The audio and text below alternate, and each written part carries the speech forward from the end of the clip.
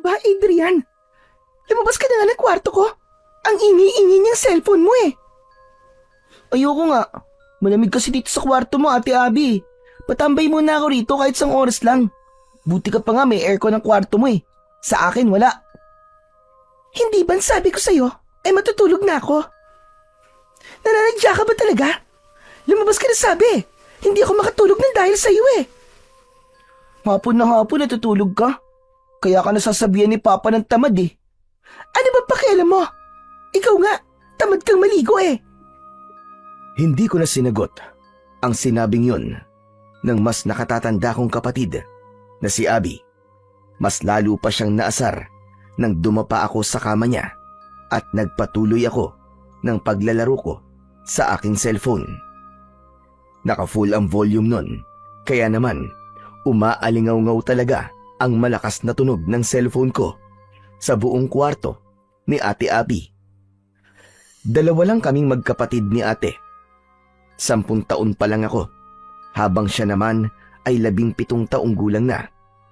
Dahil masyadong magkalayo ang edad namin, ay palagi kaming magkaaway. Ewan ko ba, pero paborito ko kasing asarin ang kapatid ko dahil mas mabilis siyang mapikon. Nagulat ako nang bigla akong sinipa ni Ate Abby.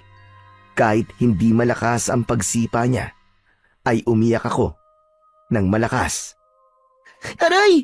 Aray ko, ang sakit ng tagiliran ko! Lagot ka, isusumbong kita kay Papa! Naninipa ka bigla!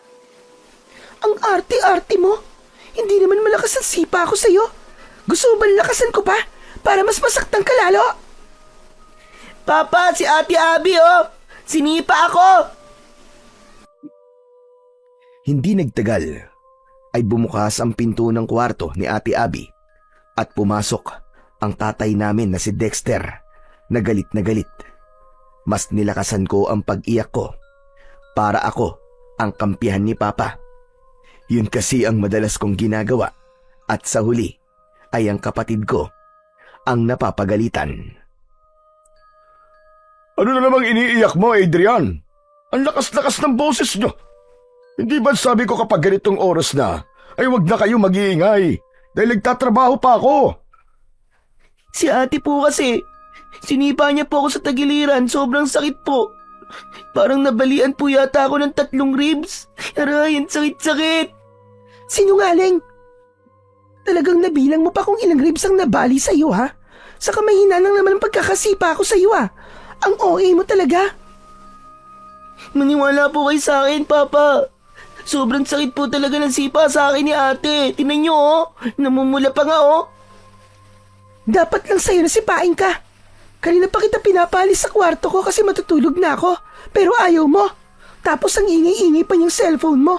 May sarili ka namang kwarto, di ba? Eh, walang aircon dun eh. Gusto ko rito kasi may aircon.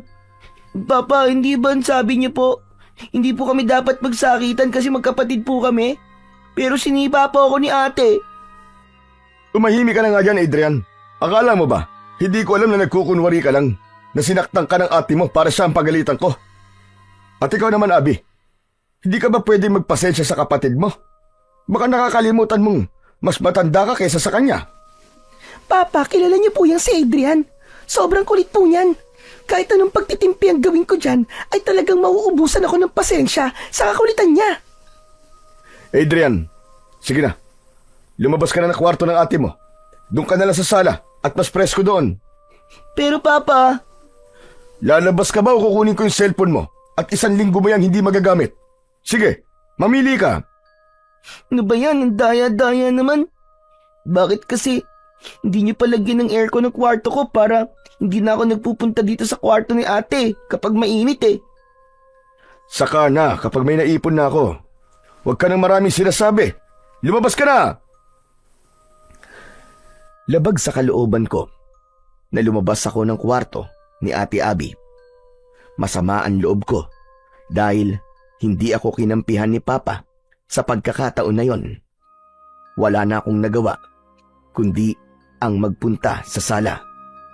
Humiga ako sa malambot na sofa at itinuon ko na lang ang aking atensyon sa paglalaro ng games sa aking cellphone. Si Papa na lang ang kasama namin ni Abby sa bahay namin. Ang mama kasi namin ay 2 taon nang patay dahil sa kanser. Simula noon, si Papa na ang naging nanay at tatay namin ni ate. Nagtatrabaho si Papa bilang isang arkitek. Gumagawa siya ng plano para sa mga bahay at buildings. Maayos naman ang buhay namin. Naibibigay ni Papa ang pangangailangan namin, pero hindi niya kami pinalaki ni Ate Abby na spoiled.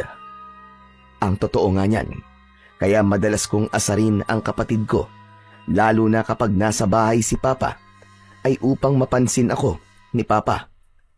Sa sobrang busy niya kasi sa trabaho, ay wala na siyang oras sa amin ng ate ko. Yun lang kasi ang paraan ko para pansinin ako ng Papa namin. Kinagabihan, matapos magluto ni Papa ng hapunan, ay tinawag na niya kami ni Ate Abby. Seryoso si Papa sa paghahain ng pagkain nang umupo ako. Pinanood ko si Papa sa kanyang ginagawa.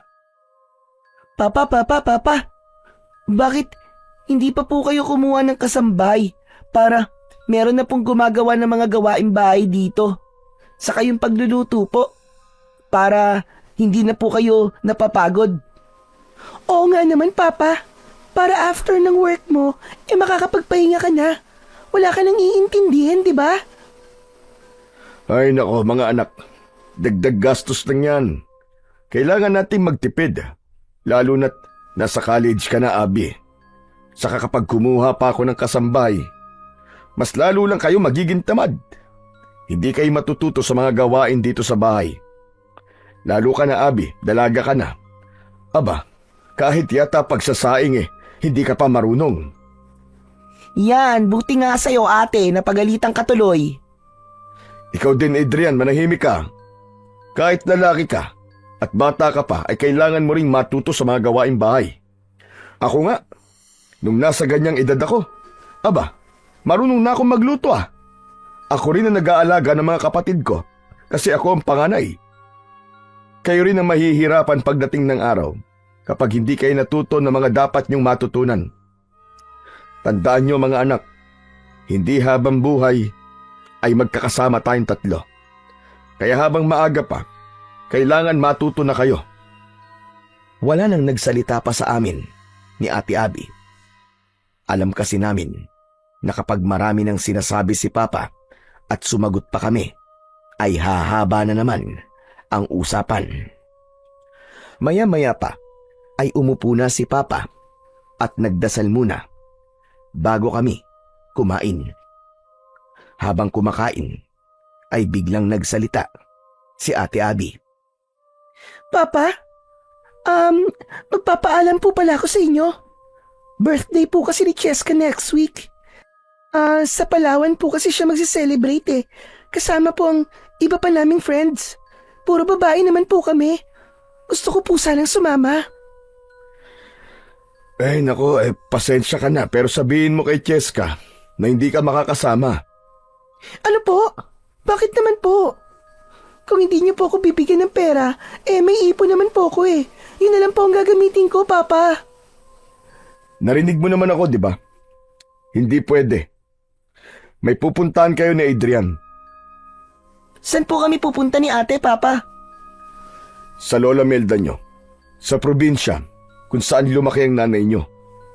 Ano ba yan? Ayoko, Papa. Hindi po kami close ni Lola Melde. Tapos pupunta pa kami ron.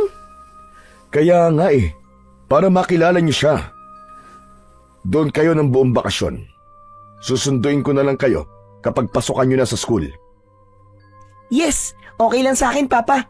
Gusto ko pong makilala si Lola Melda. Noong buhay pa po kasi si Mama, palagi niya pong kinikwento na napakabait daw po ni Lola.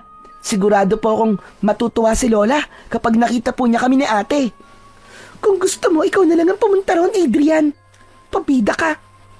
Papa, kahit wag mo na lang akong payagan na sumama sa Palawan. Basta, wag mo na lang akong papuntahin kay Lola Melda. Kahit dito na lang po ako sa bahay ng buong bakasyon. Hindi pwedeng masunod ang gusto mo sa pagkakataong ito, Abby.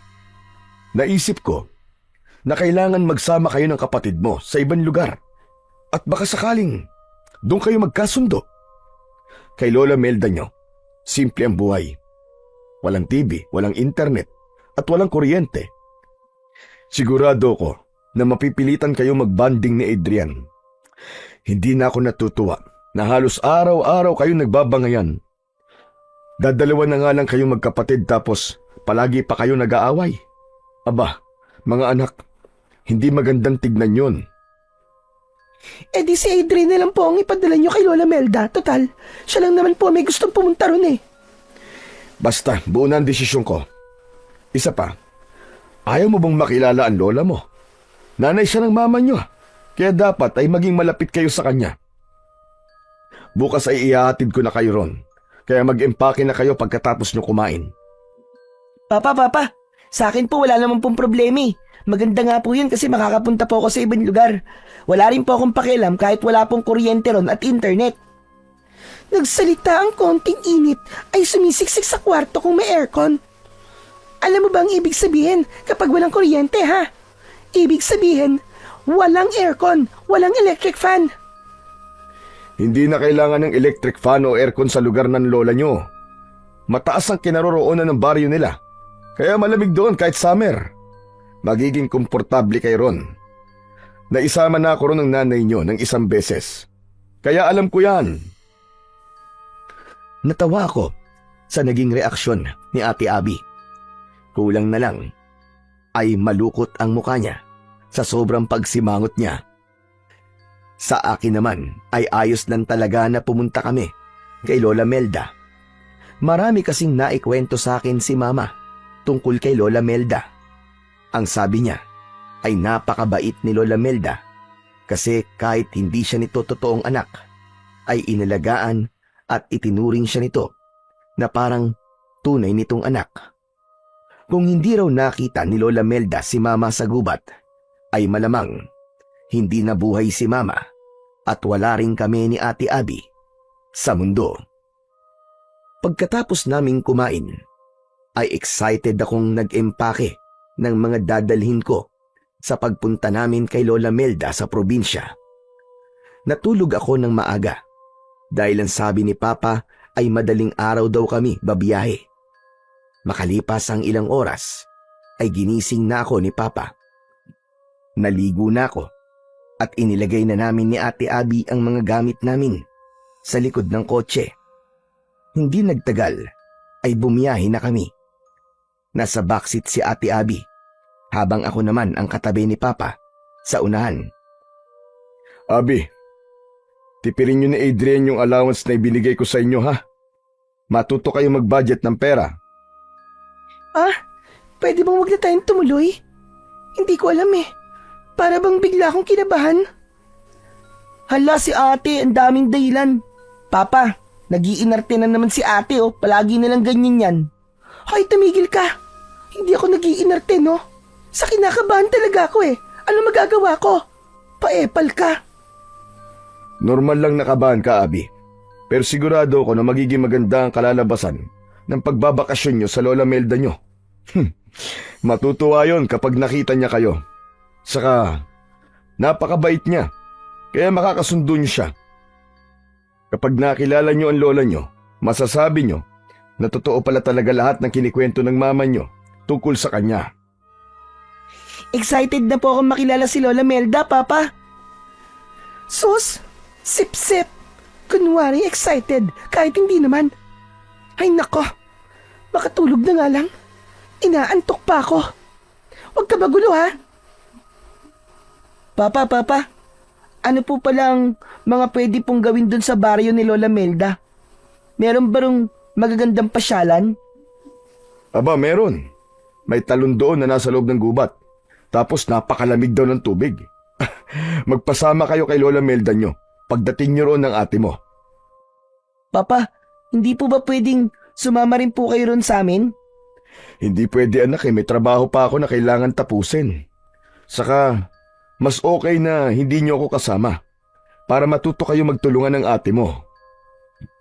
Gaano po kami katagal doon, Papa? Siguro 1 buwan lang. Basta susunduin ko na lang kayo. Oh, baka inaantok ka pala ha. Pwede ka matulog muna at mahaba pang biyahe natin. Sige po, Papa. Iidlip na lang po muna ako. Umayos ako ng pagkakasandal at pumikit na ako. Hindi nagtagal ay nakatulog na ako habang si Papa naman ay patuloy lamang sa pagdadrive. Hindi ko alam kung gaano na ako katagal natulog nang gisingin ako ni Papa. Aniya ay kakain daw muna kami. Bumaba kami at pumasok sa isang fast food restaurant.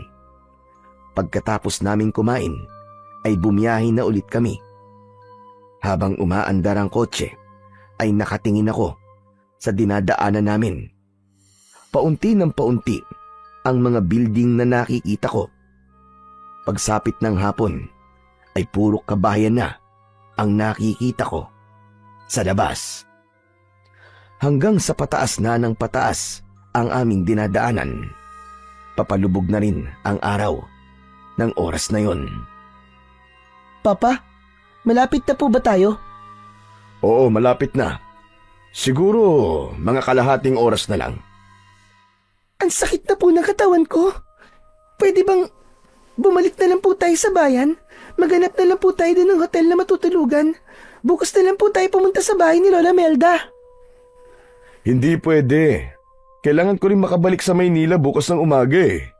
May importanteng meeting kami. Kaya pagkatid ko sa inyo sa lola nyo, aalis na rin ako kaagad. Makalipas nga ang kalahating oras ay pumasok na ang sasakyan namin sa isang liblib na baryo. Napakadilim at tahimik doon. Hanggang sa ihinto na ni Papa ang sasakyan sa tapat ng isang kubo. Oh mga anak, nandito na tayo. Yang kubo na nasa tapat natin ay ang bahay ng Lola Melda nyo. Hindi na ako bababa At baka kapag nakita ko ng lola nyo mapakwento pa ako Kailangan kong bumiyahe kagad pabalik. Papa, sasama na lang ako sa inyo pabalik, please. Ano ba naman, Abby? Napag-usapan na natin yan, di ba? Isipin mo na lang na para sa inyo to ni Adrian. Para magkasundo kayong dalawang magkapatid. Basta, huwag kayo magpapasaway sa lola nyo ha. Matanda na siya, kaya huwag niyo siyang bibigyan ng sakit ng ulo.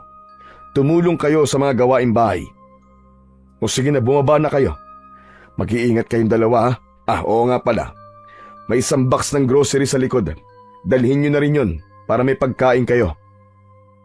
Wala nang nagawa si Ate Abby, kundi ang bumaba ng kotse. Sumunod ako sa kanya at kinuha na namin ang mga gamit namin sa likod ng sasakyan, pati na ang box na sinasabi ni Papa. Pagkatapos magpaalam ni Papa sa amin, ay umandar na paalis ang kotse. Hindi muna kami umalis sa aming kinatatayuan dahil sinundan namin ng tingin ang papalayong sasakyan. Buisit ka! Kasalanan mo to Kung di mo lang sana ako palaging inaasar, hindi tayo dadali ni Papa rito. Tignan mo walang signal ang phone ko rito. Diyos ko, ano ba yan? Ang dami namin plano ng mga friends ko ngayong summer vacation. Tignan mo nga, walang mall dito. Paano ako mag-i-enjoy sa lugar na to? Huwag mo nga ako sinisisi dyan, ate. Saka huwag ka nang maarte. Kala mo naman, maganda ka. Ewan ko sa'yo. Diyan ka na nga. Kailangan ko nang pumasok sa bahay ni Lola Melda dahil sobrang daming lamok dito sa labas. Naunang maglakad si Ate Abby papunta sa kubo. Sumunod ako sa kanya habang hila ko ang aking maleta. Ako ang kumatok sa pinto. Hindi nagtagal ay bumukas yun at isang matandang babae na may dalang lampara ang bumungad sa amin. Medyo maliit siya at may payat na pangangatawan. Puro puti na ang buhok niya na umaabot sa bewang niya. Alam ko na si Lola Melda yun dahil nakita ko na ang picture niya na nasa aming bahay. Sino kayo? At ano kailangan nyo sa akin? Lola Melda, ako po si Adrian at siya naman po si Ate Abby. Anak po kami ni Dexter at Maricel. Ano ka ba? Si Maricel? Kayo na nga ba yan? Ang aking mga apo? Opo, Lola Melda, kami na nga po ito. Aba, ang lalaki nyo na. Huli ko kayong nakita ay ilang taon lang ang nakakaraan. Bata pa ang ate mo doon at ikaw naman ay sanggol pa. Lola Melda, pwede po bang sa loob na po tayo magkwentuhan? Pinapapak na po kasi ng mga lamok ang binti ko eh. Ay, at pasensya na. O sige, pasok kayo. Pagpasensyahan nyo na at maliit lamang ang bahay ko. Tuluyan ng binuksan ni Lola Melda ang pinto. Pumasok na kami ni Ate Abby. Iniligay namin sa isang sulok ang aming mga dala at naupo kami sa nag-iisang papag na naroon. Nang ipatong ni Lola Melda ang lampara sa ibabaw ng lamesa, ay humila siya ng upuan at naupo siya sa harapan namin ng kapatid ko. Kumusta kayo? Nakatutuwa na ba at dinalaw niyo ako rito? Ang papa niyo, nasaan siya? Hinatid lang po niya kami rito, Lola. Umalis din po siya kagad. Kailangan po kasi niyang makabalik kagad sa Maynila bukas ng umaga kasi may trabaho pa po siya. Ay, gano'n pa. Abay, sayang naman. Sana ay nagpakita siya sa akin kahit sandali lang. Huwag po kayong mag-alala kasi kapag sinundo po kami rito ni Papa ay magkakausap din po kayo. Alam niyo ba, ang totoo ay nag-iipon ako ng pera para pamasahe ko papunta sa Maynila. Gusto ko sana kayong dalawin. Nang namatay kasi ang nanay niyo, ay hindi ako nakapunta dahil may sakit ako doon. Bukod sa gusto ko kayong makita, ay gusto ko rin sanang dalawin ang puntod ng nanay ninyo. E di sumama na lang po kayo pagbalik po namin sa Maynila, Lola, para hindi na po kayo magbayad ng pamasahe, di po ba? Kailan ba kayo susunduin ng papa ninyo? Ang sabi po kasi ni Papa baka 1 buwan daw po kami rito para daw po makilala ka namin ni ate. Nawala ang ngiti ni Lola Melda. Biglang naging seryoso ang mukha niya hanggang para na siyang natatakot. Isang buwan? Aba, 1 buwan kayong mananatili rito. Opo, Lola. Ito po kasing si Adrian. Palagi po akong inaaway at inaasar. Napuno na po si Papa sa pag-aaway namin. At ang naisip niya pong solusyon para magkasundo po kami ni Adrian ay dalhin po kami rito. Para raw makapag-banding kami ni Adrian. As if makikipag-banding ako dyan, no? Mas gugustuhin ko pa nakausapin ng mga ibon at manok dito kesa dyan sa kapatid ko. Hindi rin naman kita gustong kausapin, ate. Parehas lang tayo ng nararamdaman. Talaga? Sandali lang.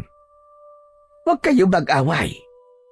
At isa pa, hindi kayo maaaring magtagal dito. Kailangan ninyong umalis kagad. Ang akala ko naman ilang araw lang kayo rito. Hindi ko alam na 1 buwan kayong mananatili dito sa aking bahay. Teka, may telepono ba kayo? Baka pwede niyo tawagan ang inyong tatay at sabihin na sunduin na kayo kagad ngayon. Hala, bakit, Lola? Ayaw niyo po ba kaming makasama ng matagal?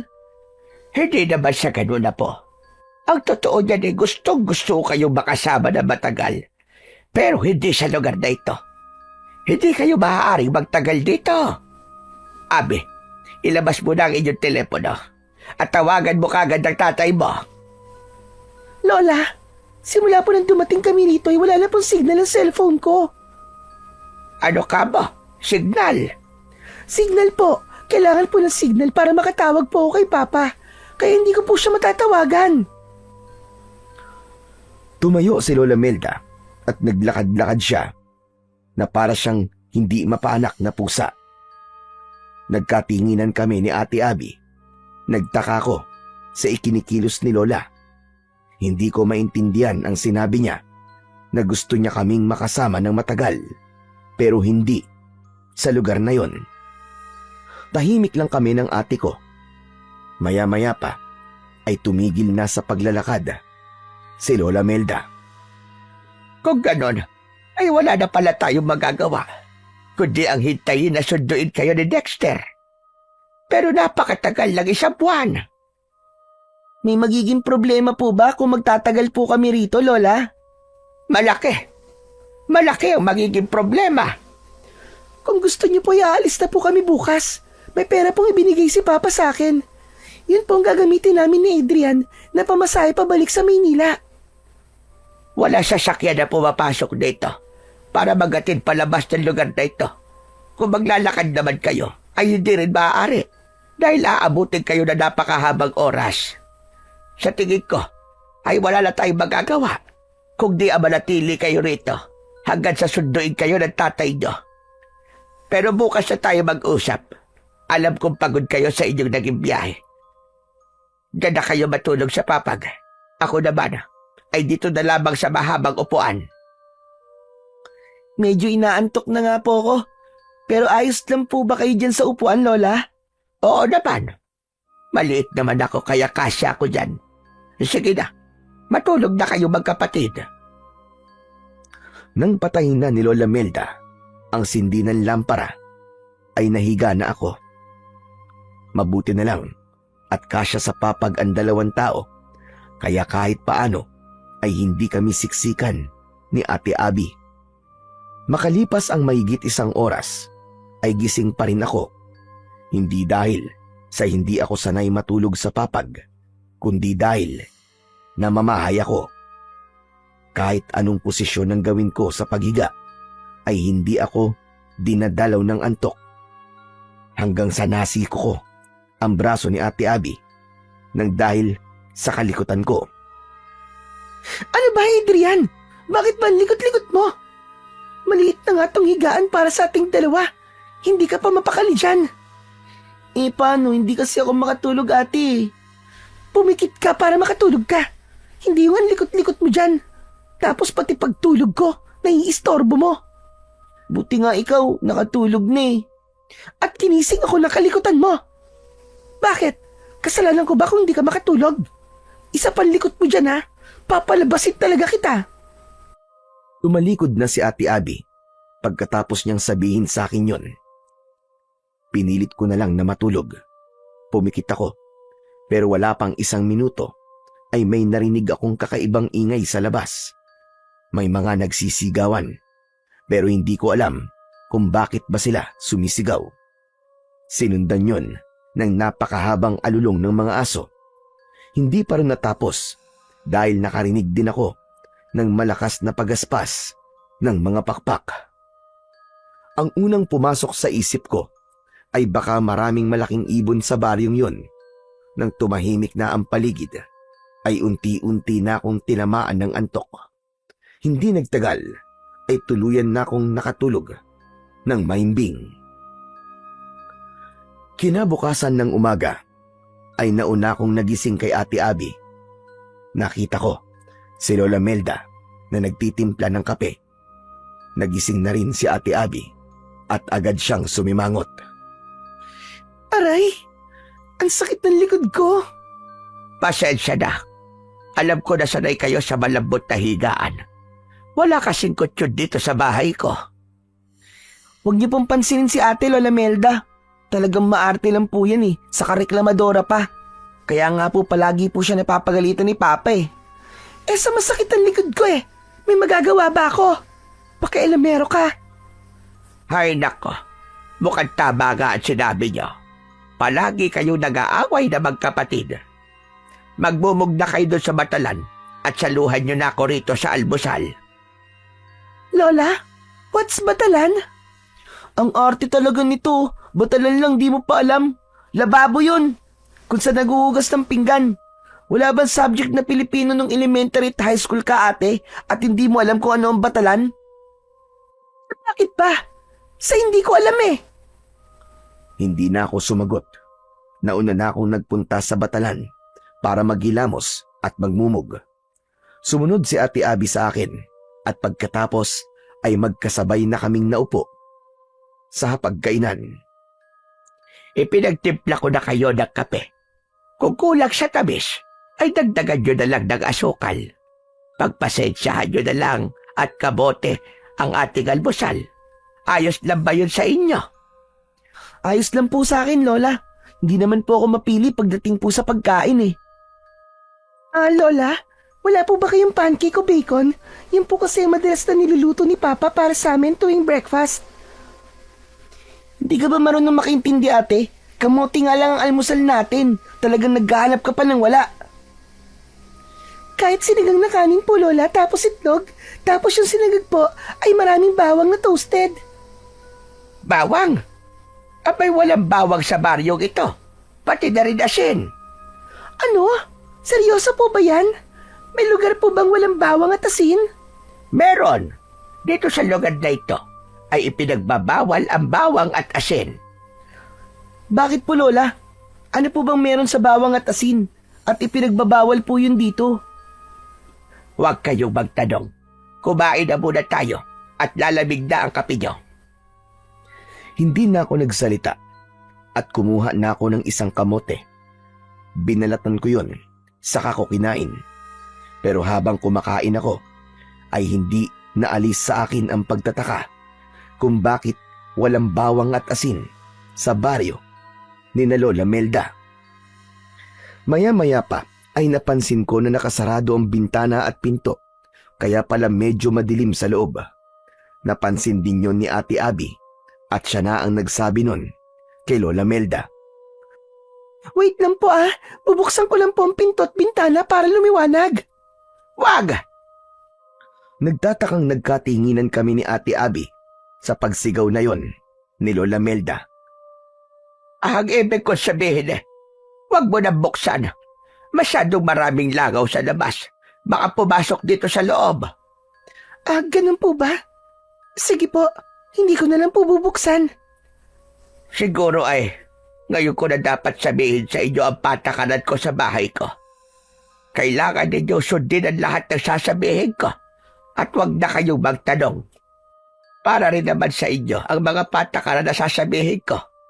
Una, hindi kayo pwedeng lumabas. Hindi kayo pwedeng makita ng ibang tao. Sa madaling salita, dito lang kayo sa loob ng bahay. Lalong-lalo na sa gabi. Hindi kayo maaaring lumabas. Pangalawa, kahit na anong marinig nyo sa gabi, ay huwag niyong papansinin. Huwag kayong sisilip sa labas. At kung may makikita kayong kakaiba, huwag niyo rin pansinin. At ang paghuli, ayokong magtatanong kayo ng kung ano-ano dahil wala kayong sagot na makukuha sa akin.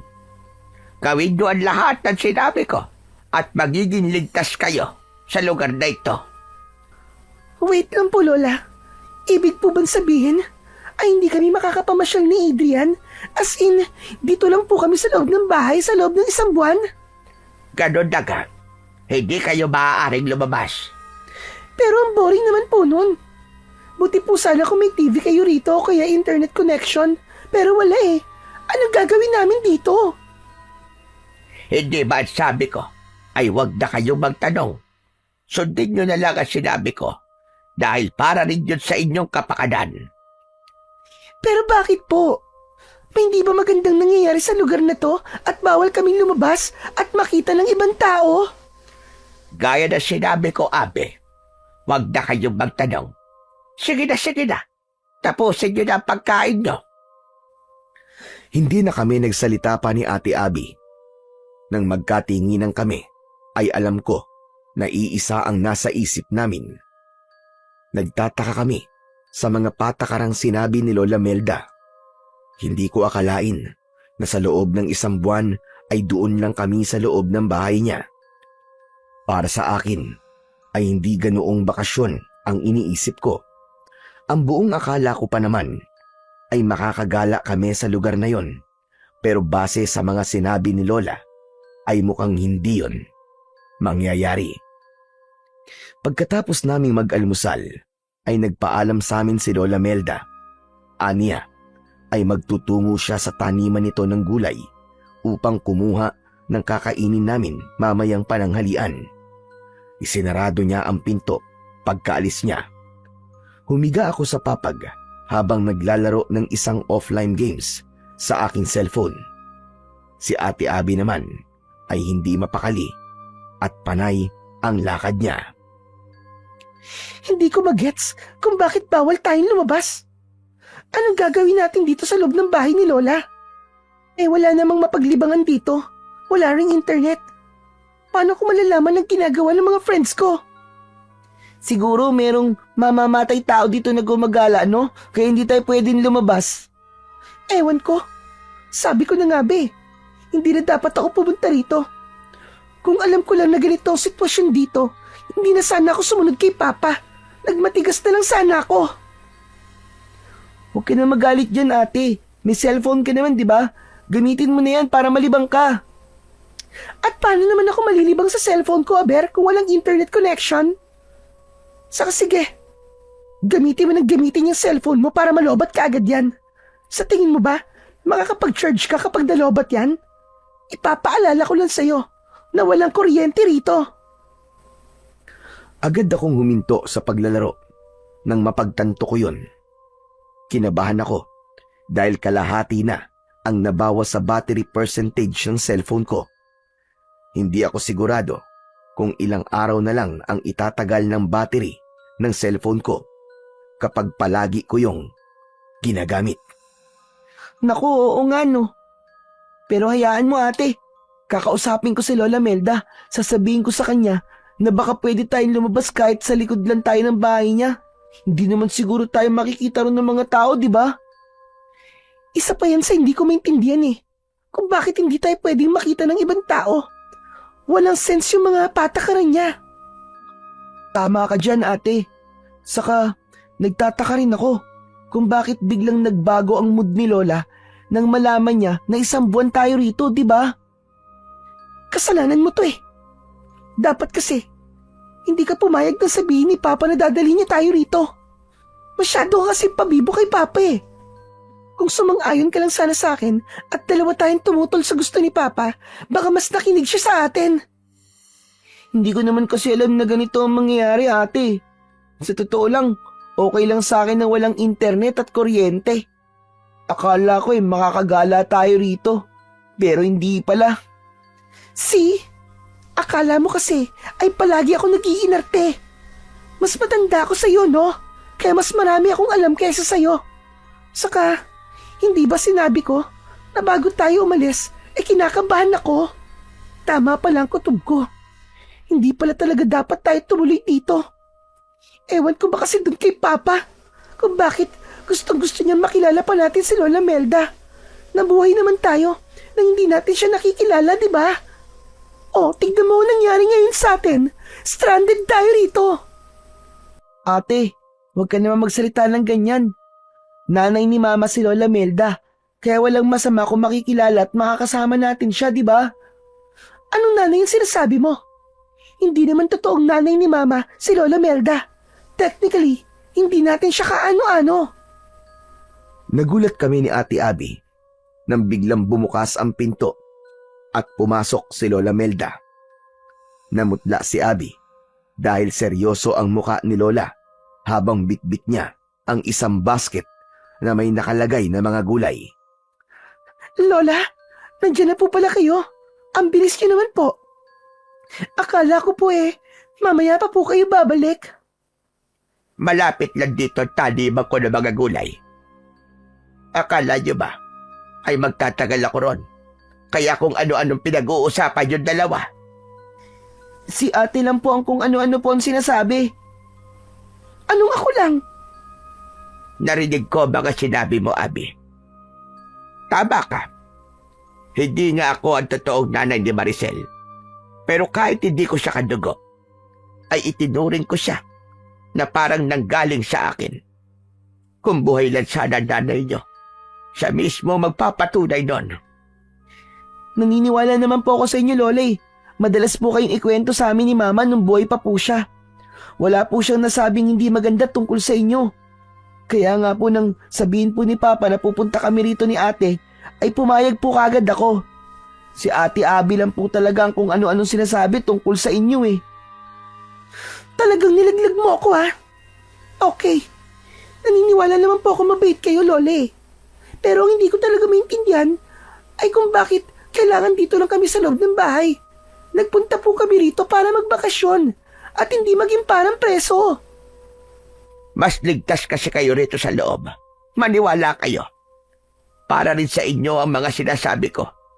Sundin niyo na lang ako para walang masamang mangyari sa inyo. Eh bakit nga po bawal kami lumabas? Ano po bang meron sa labas? Huwag na kayong magtanong. Gawin niyo na lamang ang sinasabi ko. Mas maganda po kung maiintindihan namin ng kapatid ko kung bakit bawal kami lumabas. Kaya please naman, Lola, sabihin niyo na po sa amin ang dahilan. Mas mabuting hindi niyo na lamang malaman. Mamaya na tayo mag-usap. At lilinisin ko pa ang mga gulay na kinuha ko. Diretsyong naglakad si Lola Melda sa batalan habang nagkatinginan kami ni Ate Abby. Napailing na lang ang kapatid ko habang ako naman ay nag-isip ng maaaring dahilan kung bakit hindi kami pinapalabas ni Lola ng bahay niya. Sa unang 2 araw namin sa bahay ni Lola Melda ay palagi kaming nasa loob ng bahay. Hindi namin tinangkang suwayin ang utos ni Lola Melda dahil baka magalit siya sa amin ni Ate Abby. Pero isang hapon, nang kami lang ni Ate Abby ang nasa bahay, ay napansin kong inip na talaga si ate. Panay ang lakad niya at hindi naaalis ang pagsimangot sa kanyang muka. Hanggang sa nainis na nagsalita si Ate Abby. Ay, ano ba yan? Naiinip na ako. Wala na akong ibang nakikita kundi ang 4 na sulok ng bahay na ito at ang nakakabwisit mong mukha, Adrian. Ako rin naman eh. Nabibwisit na ako sa mukha mo, ate. Palagi ka kasing nakasimangot. Sino bang hindi sisimangot? Kung para tayong preso na nakakulong dito. Hindi ko na kaya. Lalabas na talaga ako. Kailangan ko maglakad-lakad. Kailangan ko makasagap ng sariwang hangin. Hindi ka pwedeng lumabas, ate. Baka mamaya mapagalitan ka ni Lola. Wala akong pakialam. Saka saglit lang naman ako eh. Babalik agad ako bago pa bumalik si Lola Melda. Hindi ba naroon siya sa taniman niya ng gulay? For sure, matatagalan siya bago makabalik. Naku, bahala ka nga sa buhay mo, Ate Abby. Basta kapag nalaman ni Lola na lumabas ka at napagalitan ka, huwag mong sasabihin hindi kita pinigilan, ha? Whatever. Wala rin akong pakialam kahit pagalitan ako ni Lola. Diyan ka na nga. Visit ka.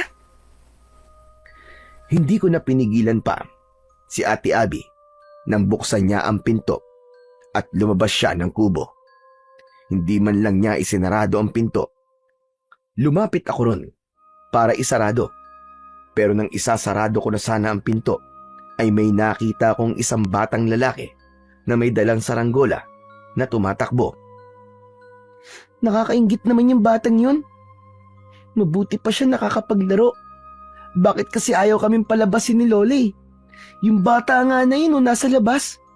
Mukhang hindi naman delikado sa labas eh. Habang sinusundan ko ng tingin yung batang may dalang saranggola, ay mas tumindi ang inggit ko sa kanya. Hanggang sa naisipan kong sundan yung bata para samahan ko siyang magpalipad ng saranggola. Lumabas ako at pagkatapos kong isarado ang pinto, ay patakbo kong sinundan ang bata. Kahit mas maliit sa akin yung bata, ay napakabilis niyang tumakbo. Pumasok siya sa gubat, pero nakasunod pa rin ako sa kanya. Hanggang sa mabilis na nawala sa paningin ko ang bata. Luminga-linga pa ako sa paligid. Pero, hindi ko na siya nakita. Hala, nasaan na siya nagpunta? Nasaan na yung batang yun? Grabe, ang bilis naman niyang tumakbo. Bigla siyang nawala. Napakamot ako sa likod ng aking ulo, pero hindi pa rin ako sumuko na hanapin yung bata. Hindi pa kasi ako nakapagpapalipad ng saranggola at gusto ko yung subukan. Nagpatuloy ako sa paglalakad hanggang sa may narinig akong kaluskos sa kung saan. Sinundan ko ang tunog at nagulat ako sa aking nakita. Nakita ko ang batang lalaki na kinakain ng lamang loob ng isang baboy ramo. Puno ng dugo ang kamay at bibig ng bata. Para siyang gutom na gutom at sarap na sarap kahit hilaw ang kinakain niya. Hindi ako nakagalaw sa aking kinatatayuan. dahil sa sobrang pagkabigla. Nagulat ako nang mula sa likod ko ay may kamay na tumakip sa aking bibig. Hinila ako ng taong yun palayo. Sinubukan kong makawala pero mas malakas sa akin ang taong yun. Binalot ako ng takot. Gusto kong sumigaw pero hindi ko magawa. Nang nakalayo na kami sa bata ay saka lang ako pinakawalan ng taong humila sa akin. Sisigaw sana ako pero pagharap ko ay nakita ko si Lola Melda. Bakas sa mukha niya ang galit. Lola, ikaw pala. Akala ko'y kung sino na eh. Umuwi na tayo at doon tayo mag-uusap. Pero Lola, yung bata po. Yung bata. Hindi ka ba talaga marunong makinig? At sabi ko ay sa bahay na tayo mag-uusap.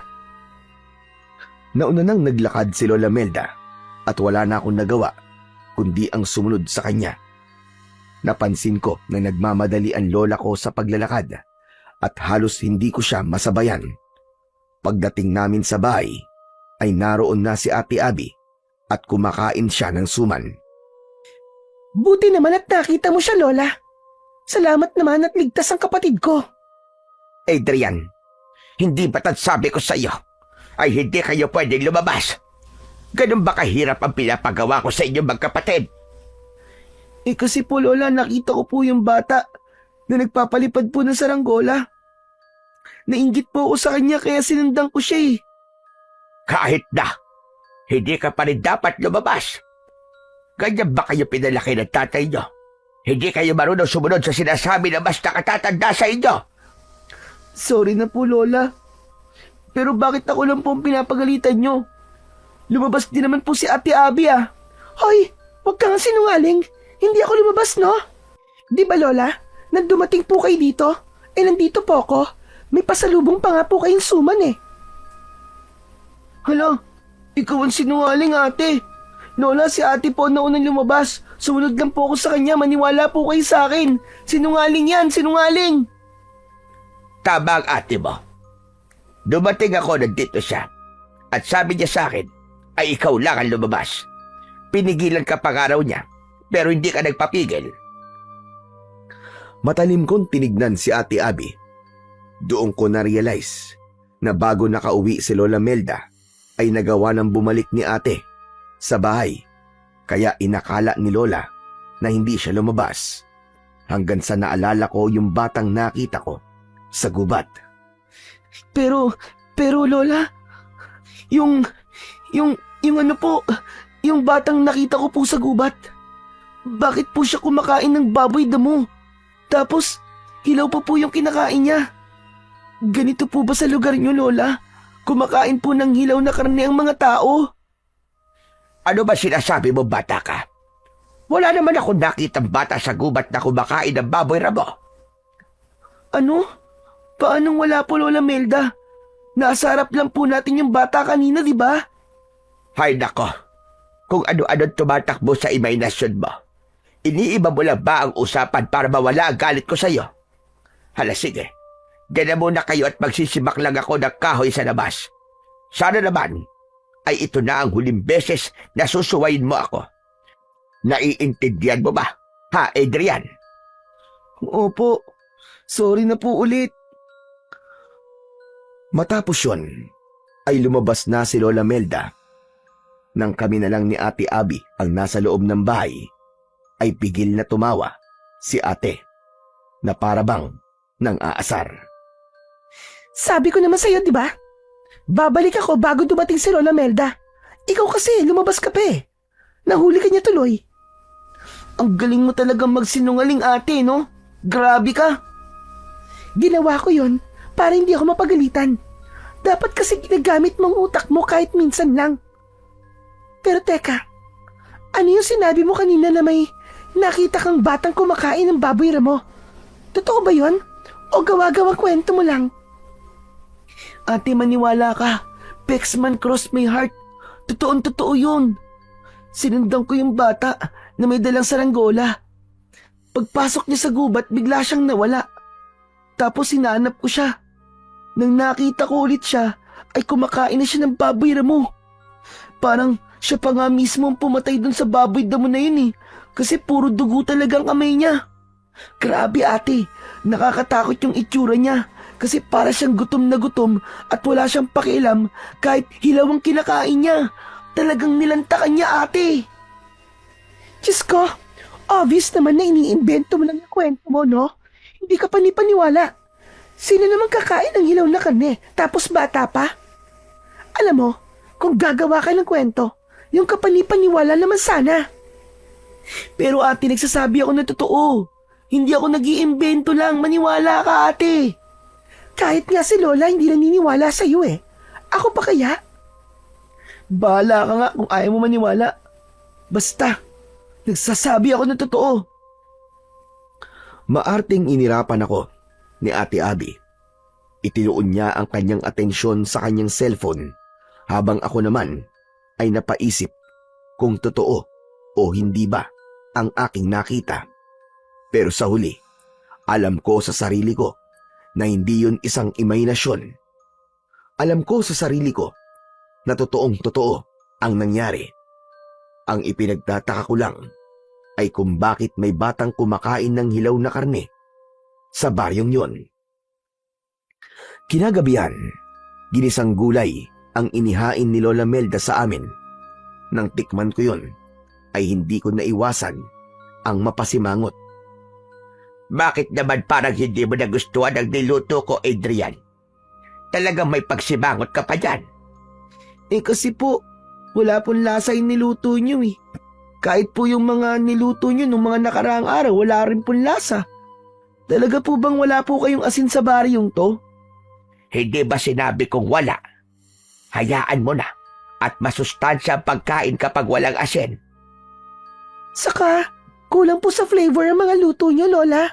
Sorry po pero nagsasabi lang po kami ng totoo. Mas masarap po sana itong niluto nyo kung nagisa po muna kayo ng bawang. Iba po kasi talaga kapag may nilagay pong bawang sa ginisang gulay. Huwag na kayo magreklamo, magkapatid. Magpasalamat na lang kayo dahil meron kayo kinakain. Ang iba nga dyan ay nagugutom at nakukontento na lamang sa mga pagkaing nakikita nila sa basurahan. Nagsasuggest lang naman po kami, Lola. Kung ayaw ninyo ng luto ko, ay magbukas na lamang kayo ng dilata sa mga dala niyong pagkain. Wala namang problema. Sorry po, Lola. Hindi naman po namin iniinsulto ang luto nyo eh. Nagsasabi lang po kami ni ate kung paano nyo po ito mapapasarap. Ganyan luto na ang nakasanayan ko rito. Kaya magtiis kayo. Hindi na kami nagsalita pa ni Ate Abby. Naramdaman ko noong mga oras na yon na nasaktan si Lola sa mga sinabi namin tungkol sa luto niya. Kaya kahit walang lasa ang ginisang gulay na yon, ay kumain pa rin ako at ipinakita ko kay Lola Melda na nasasarapan ako sa pagkain, kahit ang totoo ay hindi. Pagkatapos ng hapunan, ay naghugas na kami ni ate ng mga pinagkainan namin. Si Lola Melda naman ay inayos na ang aming tulugan. Nang lumabas na si Lola Melda, ay doon ko na kinausap si Ate Abby. Ate, ano kaya ang dahilan kung bakit walang bawang at asin sa baryong to, no? Malay ko, dito ba ako nakatira para masagot ko yung tanong mo? Ang sungit-sungit mo naman. Nagtatanong lang naman ng tao eh. Hindi ko naman sagot okay? Pero sigurado ako na may malalim na dahilan kung bakit walang bawang at asin dito. Ano palang nangyari ate nung lumabas ka? Saan ka pala nagpunta nun? Wala naman. Nagdakad-lakad lang ako. Umuwi na kagad ako kasi ang sama ng tingin sa akin ng mga taong nakakita sa akin Para bang gusto nila akong saktan. Grabe, ang creepy nila. As in. Ibig sabihin, may nakakita sa'yo na ibang tao ate. Hala ka. Hindi ba ang sabi ni Lola ay hindi tayo pwedeng makita ng ibang tao sa lugar na to? Wala namang ginawa sa akin yung mga tao Bukod sa tinigdan lang nila ako na masama. Siguro, hindi lang sila sanay na makakita ng ibang tao rito. Kaya masasabi ko na okay lang si Lola sa pagbabawal sa atin na lumabas. Hindi naman ako sinaktan ng mga tao ate, baka kasi Hindi sa mga tao tayo pinag-iingat ni Lola. Saan naman? Sige nga, sabihin mo. Ewan ko ate Pero simula nung nakita ko yung bata na kumakain ng baboy ramo, ay nagkaroon na ako ng masamang pakiramdam sa lugar na to. Kung pwede nga lang na umalis na tayo rito ngayon Aalis na kagad tayo Sa tingin mo ba makakalis tayo kagad? Makakalis lang tayo rito kapag sinundo na tayo ni Papa. Saka ikaw kaya ang may gustong pumunta rito, di ba? Tapos ngayon, gusto mo nang umuwi? Ewan ko sa'yo. Ate, hindi ko kasi ini-expect na ganito ang lugar na to tapos ayaw pa tayong palabasin ni Lola. Akala ko kasi ay kagaya ito ng mga probinsyang napapanood ko sa TV. Yung bang maraming batang naglalaro sa labas, tapos pwede akong sumali sa kanila, maglalaro ng tagu-taguan, ng tumbang preso. Yung maraming pwedeng puntahan, gaya ng dagat o kaya bundok. Kahit nga yung talon na sinasabi ni Papa na nasa loob ng gubat, hindi pa natin napupuntahan kasi nga bawal tayong lumabas Naputol ang pag-uusap namin ni Ate Abby nang pumasok na si Lola Melda. Hindi kasi niya pwedeng marinig ang pinag-uusapan namin ni ate dahil baka kung ano pa ang isipin niya at magalit na naman siya sa amin. Mabait naman si Lola Melda pero parang napakarami niyang hindi sinasabi sa amin ng kapatid ko. Nang sumapit na ang 9:00 ng gabi ay humiga na kami. Hindi nagtagal ay nakatulog na kami ni Ate Abby.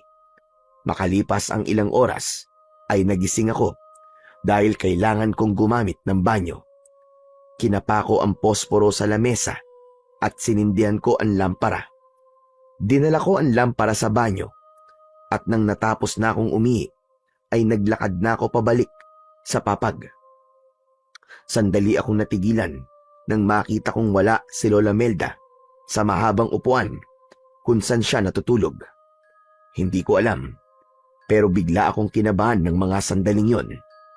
Ganun pa man, inisip ko na lang na baka lumabas lang siya para magpahangin. Pinatay ko na ang sindi ng lampara at bumalik na ako sa pagkakahiga. Pero nahirapan akong makatulog. Lumipas pa ang 1 oras pero hindi pa rin bumabalik si Lola Melda. Hanggang sa nagdesisyon na akong gisingin si Ate Abby.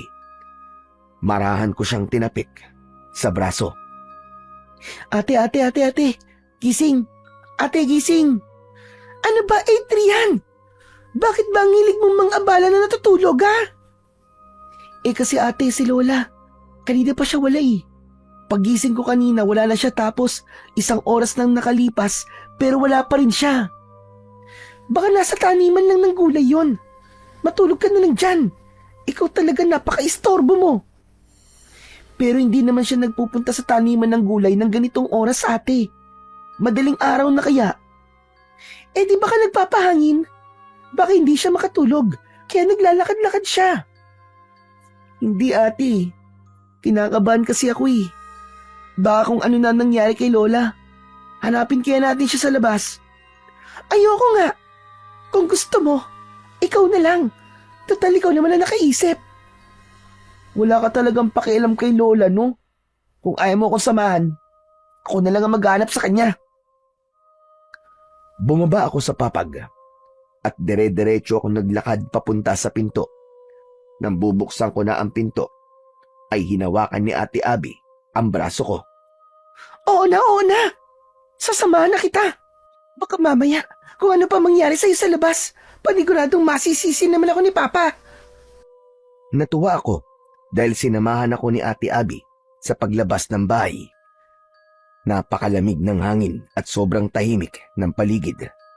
Sinabi ng ate ko na baka nasa likod ng bahay si Lola, kaya naglakad kami papunta roon.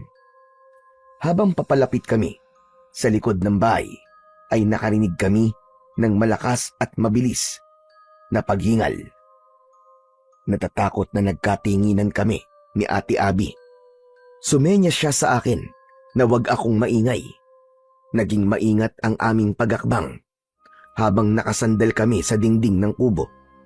Pagsilip namin ay nakita namin sa likod ng kubo ang isang nilalang na nakatalikod sa amin. Nakaluhod siya at para siyang may kinakain na kung ano. Dahil madilim ay hindi namin masabi kung si Lola Melda ba yun.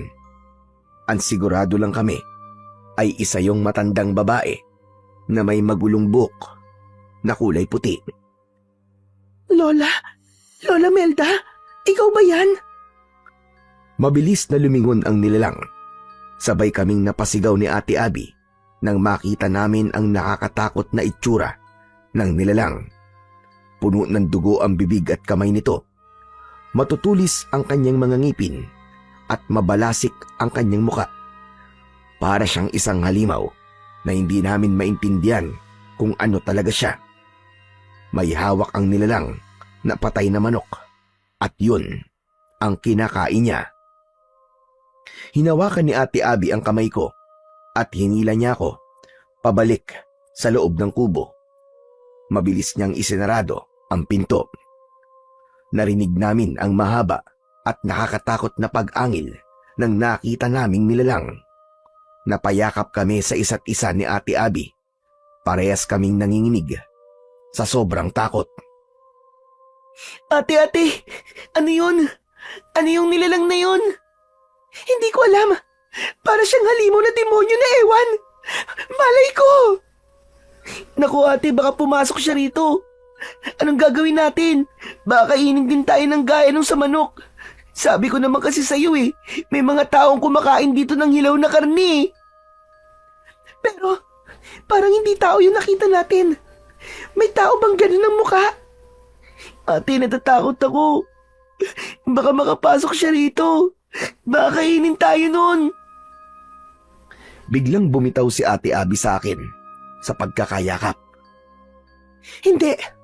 Hindi ako papayag na saktan niya tayo kung papasok siya rito. Kailangan nating lumaban sa kanya. Gawin natin ang lahat. Ano? Paano natin lalabanan yun, Ate Abby? Hindi ba nakita ang mga ngipin at kuko niya? Ang tutulis, parang mga kutsilyo.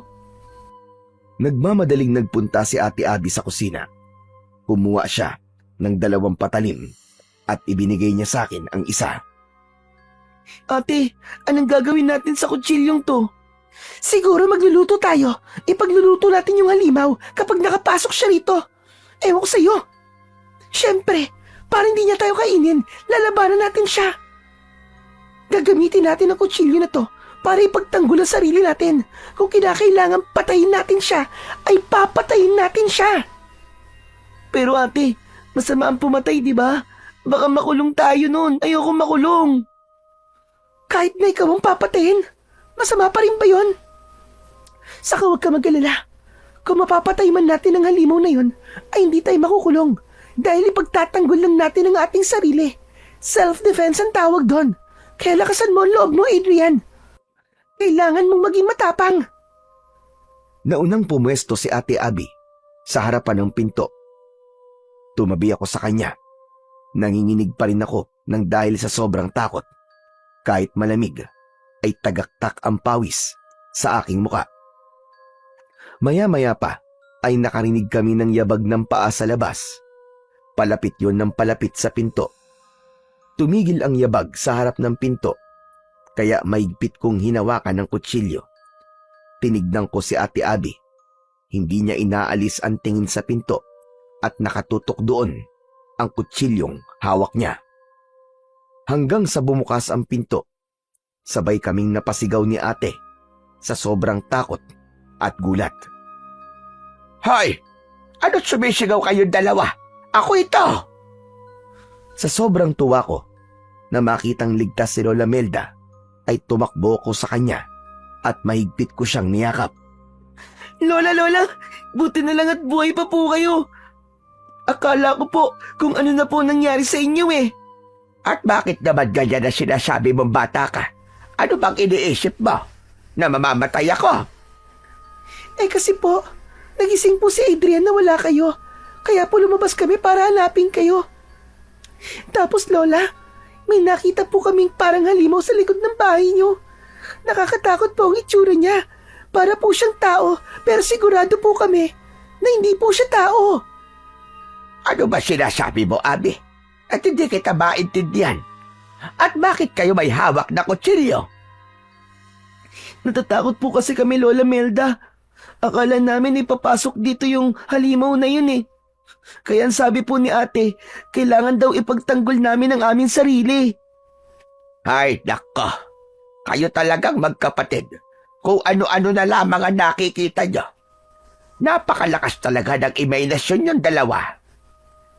Hindi po yun imagination, Lola. Nakita po talaga namin yung halimaw. Totoo po. Kumakain pa nga po siya ng manok eh. Nagsasabi po kami ng totoo, Lola Melda. Maniwala naman po kayo sa amin. Sigurado ako, nakakagising nyo lang nang nakita nyo at sinasabi nyong halimaw. Minsan kasi, kapag bagong gising ang isang tao, ay kung ano-ano ang nakikita niya. Hala, sige na. Ang mabuti pa ay bumalik na kayo sa pagtulog. Sige na, sige na.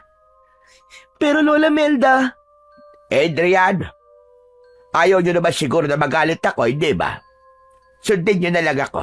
Sige na, matulog na kayo uli. Bagsak ang balikat na bumalik ako sa papag para humiga. Isinarado na ni Lola Melda ang pinto at ibinalik niya ang mga kutsilyo sa kusina. Nang tumabi na si Ate Abby sa akin, ay pinilit kong matulog. Pero hindi ko magawa. Nasa isip ko pa rin kasi ang itsura nung nakakatakot na halimaw na nakita namin kanina. Natakot ako na baka hanggang sa panaginip ay makita ko siya. Pagsapit ng umaga, pagkatapos naming kumain ng almusal, ay umalis si Lola Melda para pumunta sa kanyang taniman. Kaya nagkaroon kami ng pagkakataon ni Ate Abby na mag-usap ng kaming dalawa lang. ate, sa tingin mo ba, ay imagination lang natin yung nakita nating halimaw kagabi? Ano ka ba, Adrian? Imposibleng imagination lang natin yun. Dalawa tayo nakakita eh. Pero kung ako, o kaya ay ikaw lang ang nakakita, posibleng imagination lang yun.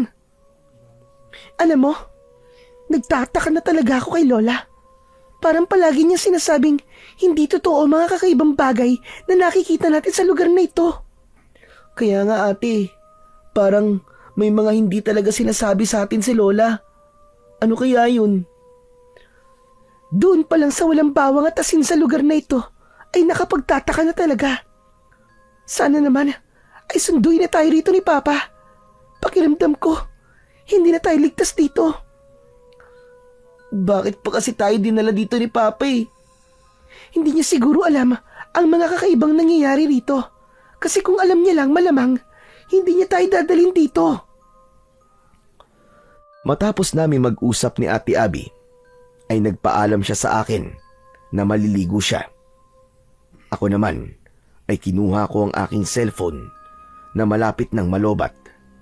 Ilang araw na kasi kami roon at dahil sa walang kuryente ay hindi kami makapag-charge ng mga gadget namin. Habang naglalaro ako ng games sa cellphone ay lumabas na si Ate Abby sa banyo.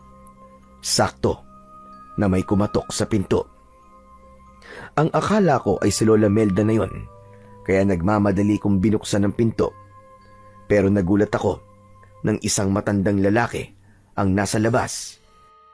Agad siyang ngumiti ng napakalaki. Kahit nakangiti siya, ay may takot akong naramdaman sa kanya.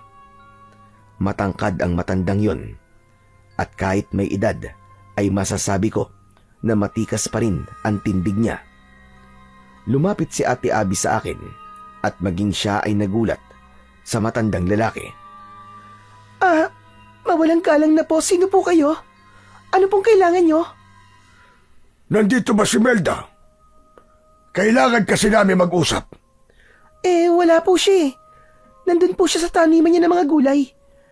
Pwede niyo pong doon na lang puntahan si Lola. Lola? Ibig sabihin apo kayo ni Melda.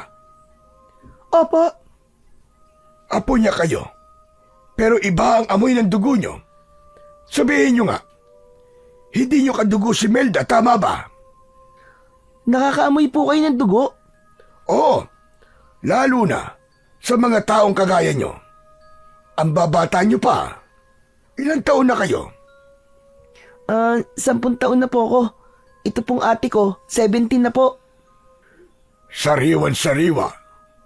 Hindi ko akalain na totoo ang sinabi sa akin ng isang bata na may mga bisitang tao si Melda.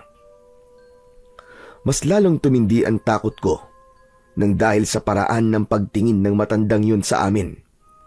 Para siyang nakatingin sa isang napakasarap na pagkain. Bagyapan ng laki ang kanyang mga mata. Alam ko na parehas kami ng nararamdaman ni Ate Abby dahil iniharang niya ang sarili niya sa unahan ko na para bang pinoprotektahan niya ako.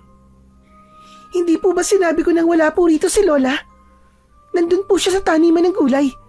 Kung importante po ang dahilan kung bakit niyo po siya gustong makausap, puntahan niyo na lang po siya roon. Magsasalita pa sana ang matandang lalaki nang biglang dumating si Lola Melda. Malalaki ang mga akbang na lumapit siya sa amin at bahagya niyang itinulak ang matandang lalaki. Lumayad mo, mga apo ko, Alberto! Alam ko, nasa utak mo! Bakit naman hindi mo sinabi? Nabibisita ka mga tao. Mabuti na lang at may nakapagsabi sa akin. At sino namang makatigdila ang nagsabi sa iyo? Yung batang nakita ng apo mong lalaki sa gubat. Siyang nagsabi sa akin. Batang-bata pa mga apo mo, Melda. Bakit hindi mo sila ibahagi sa akin? Nakakasawa ng mga hayop sa gubat. Matagal-tagal na rin. Simula nung huling beses na... Tama na, Alberto. Hindi mo sila pwede galawin dahil sila ay aking mga apo. Nandito sila para makasama ko kaya wag mong gawing hindi maganda ang pananatili nila rito. Sige na, makakaalis ka na. Masyado kang madamot, Melda. Pakiramdam ko tuloy ay hindi ka nakabilang sa amin. Ikaw ba parang hindi kabilang sa amin dahil masyado kang hayok? Subukan mo lang na may gawing hindi maganda dahil ako makakalaban mo. Umalis ka na, Alberto! At huwag ka na babalik dito! Hindi ko may papangakong hindi na ako babalik, Melda. Hindi ko may papangako. Nakakatakot nang umisi ang matandang lalaki na tinawag ni Lola sa pangalang Alberto. Sinulyapan pa niya kami ni Ate Abby bago siya tuluyang naglakad palayo. Nang wala na si Alberto, ay pumasok na si Lola Melda at agad niyang isinarado ang pinto. Ramdam na ramdam ko ang labis na tensyon niya dahil habol niya ang kanyang paghinga. Bakit niyo pinagbuksan ng pinto si Alberto? Bakit? Naku, sorry po Lola. Akala ko po kasi kayo po yun eh. Kumatok lang po kasi siya at hindi po nagsalita. Lola, bakit parang takot na takot po kayo? Sino po ba ang Alberto na yon? Hindi niyo na kailangan malaban pa. Huwag na kayo magtanong. Basta, huwag na huwag kayo lalabas ng bahay ko kahit anong mangyari. Nagkakaintindihan ba tayo? Lola, sa tingin ko po, kailangan niyo na po sabihin sa amin kung ano ba talaga nangyayari. Pasensya na po. Pero, ramdam po namin ni Adrian na may itinatago po kayo sa amin. Hindi po biro ang mga sinabi ni Alberto. Anong ibig niya sabihin na bakit hindi mo kami ibahagi sa kanya? Lola, maaari pong bata pa kami, pero marunong na kami makaintindi. Kaya please lang po, sabihin niyo na po ang dapat naming malaman. Wow ate, ang galing mo ah. Para kang artista, para kang si Maricel Soriano ah. Pwede ba Adrian? Hindi ako nakikipagbiruan sa iyo ah. Seryoso ako ngayon. Tama ka. Tama ka, Abby. Oras na nga siguro para malaman niyo ang katotohanan. Total, alam na ni Alberto na nandito kayo. Kaya wala nang dahilan pa para maglihim ako. Mas makabubuti kung sa akin nyo na malalaman ng lahat kaysa sa iba. Itong baryo ito ng mga aswang. Lahat ng taong nakatira rito ay mga aswang. Kaya wala ritong bawang at asin. Ay dahil takot sa mga yon ang aswang. Lola, ang sabi ko ay ang totoo ang sabihin nyo. Bakit kayo gumagawa ng kwentong hindi naman totoo? Ang katotohanan na gusto nyo, hindi ba? Sinasabi ko na kung ano ang totoo. Kaya ako natakot nang malaman kong 1 buwan kayong mananatili rito. Ay dahil alam kong mahihirapan akong itago kayo sa mga aswang na kagaya ni Alberto. Si Alberto ay isang aswang na hayok sa laman at dugo ng tao. Hindi siya nakukontento sa mga ligaw na hayop sa gubat. Kaya mapangalib siya sa mga taong kagaya nyo. Ang sabi niyo po ay aswang ang lahat ng nakatira rito. Pero, bakit po kayo nandito? Yun ay dahil isa rin akong aswang. Kinalabutan ako sa sinabing yun ni Lola Melda. Nagtayuan ang lahat ng mga balahibo ko sa katawan.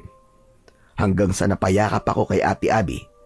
Sabay kaming napaatras nang dahil sa takot. Kung totoo po mga aswang, at isa kayong aswang, Lola Melda, ang ibig sabihin po ay papatayin at kakainin mo kami. Hindi ko yan gagawin sa inyo. Dahil mga apo ko kayo. Mahal na mahal ko kayong dalawa. Bakit ako maniniwala sa inyo? Eh hindi mo naman kami kadugo. Hindi mo totoong anak si Mama.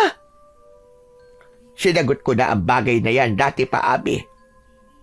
Kahit hindi ko kadugo ang nanay ninyo, ay totoong anak ang turing ko sa kanya.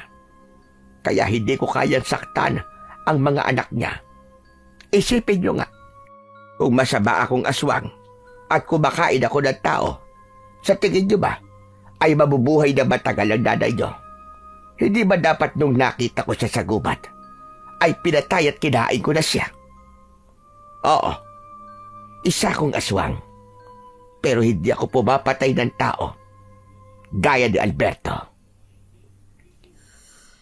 Hindi muna nagsalita si Ate Abby. Habang ako naman ay nakatingin lang kay Lola Melda. Parang nadurog ang puso ko nang magsimulang lumuwa si Lola Melda. Maniwala kayo sa akin, mga apo. Hindi ko kayo kayang saktan. Mahal na mahal ko kayo. Dahil sa tuwing nakikita ko kayong dalawa, ay parang buhay na buhay pa rin ang inyong ina. Naramdaman ko ang sinseridad sa lahat ng sinabi ni Lola Melda. Lumapit ako sa kanya at walang takot ko siyang niyakap. Naniniwala po ako sa inyo, Lola. Kasi matagal na po kami rito ni Ate. Kung masama po kayong aswang, ay dapat dati pa kayo may ginawang hindi maganda sa amin. Sorry po kung nagduda po ako sa inyo. Natatakot lang po kasi ako eh. Naiintindihan ko kayo. Hindi ako galit sa inyo. Pero, paano po si Alberto? Paano po kung bumalik siya rito? Huwag kang mag-alala. Dahil gagawin ko ang lahat, kahit ialay ko pa ang sarili kong buhay, para lang maprotektahan kayong dalawa magkapatid. Nung inampun ko ang nanay nyo, ay ginawa ko ang lahat para protektahan siya mula kay Alberto. Kung nagawa ko noon, ay sigurado ko na magagawa ko ulit yun ngayon. At sa pagkakataong ito, kayo naman ang aking proprotektahan. Masumigpit ang pagkakayakap ko kay Lola Melda. Sa ganung paraan, ay ipinaramdam ko sa kanya ang aking pasasalamat at pagmamahal. Dahil sa pagsasabi ni Lola sa amin ng totoo, ay doon ko naintindihan kung bakit ayaw niya kaming palabasin ng bahay at kung bakit marami siyang hindi sinasabi sa amin. Kahit bata pa ako, ay nauunawaan ko na mahirap para kay Lola Melda na aminin na isa siyang aswang dahil baka katakutan namin siya. Pero dahil sa napakabait niya at lalo na sa pag-aalaga niya noon kay Mama, ay mabilis naming natanggap ni Ate Abby kung sino at ano ang aming lola. Kinagabihan ay hindi kami naging kampante. Ayon kay Lola Melda, ay kailangan niyang magbantay dahil baka biglang dumating si Alberto. Hindi namin hinayaan na magbantay ng mag-isa si Lola, kaya hindi na rin kami natulog ni Ate Abby. Bukas umaga ay aalis na kayo rito. Ihahatid ko kayo doon sa bayan para makasiguro ako magiging ligtas kayo. Kaya niyo ba maglakad ng mahigit 2 oras? Kakayanin po namin. Pero kayo po, baka po hindi niyo po kayanin dahil matanda na po kayo. Malakas pa ako. Kaya wag akong isipin niyo. Pasensya na kayo 2 kung napunta kayo sa ganitong sitwasyon. Kung hindi lang sana nalaman ni Alberto na nandito kayo, ay hindi kayo natatakot ngayon. Sorry po, Lola Melda. Ako po kasi ang dahilan kung bakit nalaman po ni Alberto na nandito po kami ni ate. Kung hindi po sana ako lumabas, ay hindi po ako makikita ng bata na nasa gubat. Wala na tayong magagawa pa roon para baguhin ang nakaraan. Ang kailangan na lang natin gawin ay labanan si Alberto kung kinakailangan. Isa pa, may kasalanan din ako sa inyo. Kung noon pa lamang ay sinabi ko na sa inyo ang totoo, ay mas maiintindihan nyo kung bakit hindi ko kayo pinapayagan na lumabas. May tanong pala ako sa inyo. Hindi ba kayo natatakot sa akin ngayong alam nyo na ako'y isang aswang? Ako po, Lola Melda, hindi po. Kasi alam ko pong mabait kayo. Ang astig nga po kasi may lola kaming aswang pero hindi po pumapatay ng tao. To be honest, Lola, nung unay natakot po ako. Akala ko po kasi, ay, gaya kayo ng mga aswang na napapanood ko po sa TV. Akala ko po, kumakain po kayo ng tao. Mga apo, hindi lahat ng aswang ay masasama. Merong kagaya ko na kontento na sa pagkain lamang ng mga ligaw na hayop. Marami kami, pero mas marami pa rin ang masasamang kagaya ni Alberto. Ang mga kagaya ng aswang ang perwisyo sa mga taong kagaya ninyo. Ako rin pala, Lola, may tatanong po ako sa inyo. Ikaw po ba yung aswang na nakita namin ni ate sa likod ng bahay nung nakaraang gabi? Oo, ako nga iyon. Pasensya na kayo kung natakot kayo sa akin. Sa gitna ng pag-uusap namin, ay narinig namin ang boses ni Alberto sa labas. Napasiksik kami ni Ate Abby sa isang sulok dahil sa labis na takot. Melda! Melda! Ilabas mo ang mga apo mo! Ibigay mo sila sa akin! Nag-usap na tayo kanina. Hindi mo sila pwede saktan, Alberto. Hindi ko sila ibibigay sa'yo.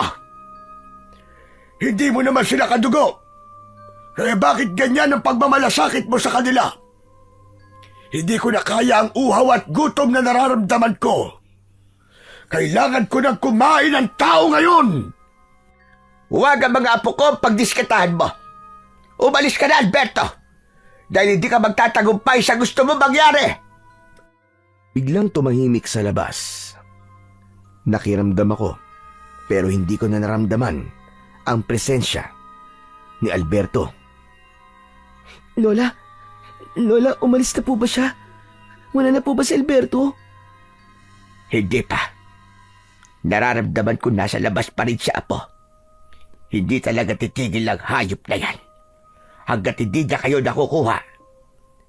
Ano po ang gagawin natin, Lola Melda? Kinuha ni Lola Melda ang 2 kutsilyo sa kusina at ibinigay niya yun sa amin ni Ate Abby. Heto, gamitin niyo yan kung kinakailangan. Huwag kayo matakot at magdalawang isip. Nasaktan si Alberto. Dahil kung hindi niyo siya sasaktan, ay kayo at sasaktan niya. Pero huwag kayo mag-alala. Dahil nandito ako, mga apo. Poprotektahan ko kayo. Hindi ako papayag na may magyaring masama sa inyong magkapatid. Takot na takot akong hinawakan ng kutsilyo. Maya-maya pa ay nakarinig kami ng mga kaluskos sa labas na parabang may tumatakbo ng paikot sa kubo. Pinilit kong maging matapang dahil alam ko na walang magandang mangyayari kung patuloy lang akong matatakot. Nagulat kaming lahat nang biglang nagiba ang pinto. Napasigaw kami ni Ate Abby nang pumasok mula roon si Alberto na may nakakatakot na ngisi. Sa isang kisap mata ay nagbago ang kanyang anyo. Mula sa pagiging tao ay naging aswang siya. Nakakatakot ang itsura niya. Naglalaway siya na parabang isa siyang gutom na mabangis, na hayop. Ngunit mas lalo kaming nagulat ni ate nang si Lola naman ang naging aswang. Tumayo siya sa harapan namin ni Ate Abby para hindi makalapit sa amin ang aswang na si Alberto. Subukan mo kumakbang ng isa pa at sisiguraduhin kong hindi mo magugustuhan ang gagawin ko sa'yo. Parehas tayong aswang, kaya hindi na dapat umabot pa sa ganun. Tigilan mo na ang pagpoprotekta mo sa mga taong yan, lalo na't hindi mo naman sila kadugo. Kahit na hindi ko sila kadugo, ay mga apo ko pa rin sila. Alam mo kakayahan ko, Alberto. Kaya kung gusto mo pang sikatan ka ng araw bukas, ay umalis ka na.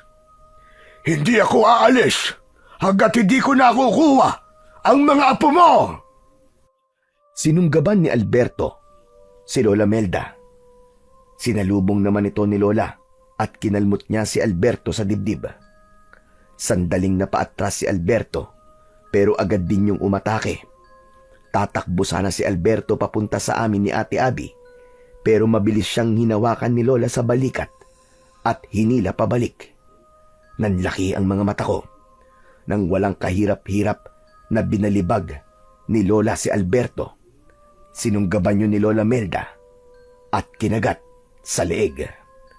Nang lumingon si Lola sa amin ay napasinghap kami dahil hindi kami sanay na makita siya na nasaan yung aswang. Hindi na makakabago nito si Alberto.